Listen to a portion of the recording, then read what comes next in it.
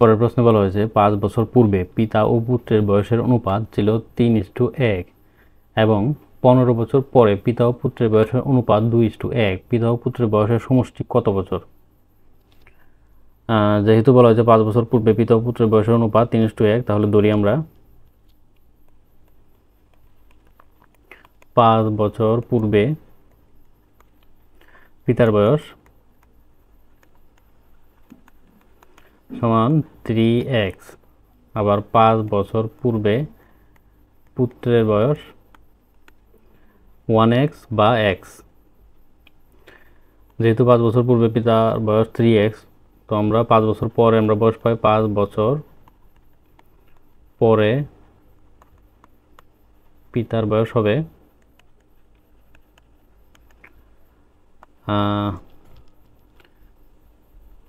3x plus 5।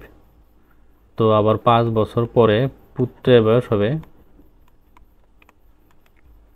x plus 5। তাহলে প্রশ্নে বলা হয়েছে 15 বছর পর পিতা ও পুত্রের বয়সের অনুপাত 2:1। তাহলে 15 বছর পর বয়স কত হবে? 15 বছর পর পিতা বয়স হবে 3x প্লাস 5 প্লাস 15। 5 বছর পর মানে বর্তমান বয়স। তাহলে 15 বছর পর পিতার বয়স হবে 3x প্লাস 5 প্লাস 15। তাহলে 15 বছর পর পুত্রের বয়স কত হবে? পুত্রের বয়স হবে x প্লাস 5 প্লাস 15। তাহলে প্রশ্ন মতো আমরা লিখতে পারি, বলা হয়েছে 15 বছর পর পিতা ও পুত্রের বয়স অনুপাত হবে 2:1। তাহলে আমরা লিখতে পারি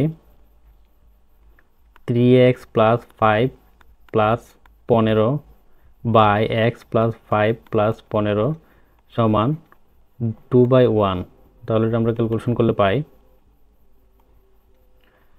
3x plus 20 x plus 20 equal to 2/1 equal to 3x plus 20 equal to 2x plus 40। তাহলে 3x minus 2x equal to 40 minus 20। তাহলে x ইকুয়াল টু আমরা পাই 20 বছর। তাহলে x এর মান আমরা 20 বছর পাই। প্রশ্ন বলা যে পিতা ও পুত্রের বর্তমান বয়সের সমষ্টি কত? তাহলে পিতার বর্তমান বয়স আমরা ধরেছিলাম 3x প্লাস 5। তাহলে এটা মান বসে পাই 3 গুণন 20 প্লাস 5, এটাতে আসে 65 বছর। আবার পুত্রের বর্তমান বয়স x প্লাস 5। তাহলে x এর মান আমরা বের করেছি 20 প্লাস 5, তাহলে বয়স আছে 25 বছর। তাদের সমষ্টি বের করতে বলা হয়েছে, সমষ্টি 90 বছর। এটা হবে আনসার।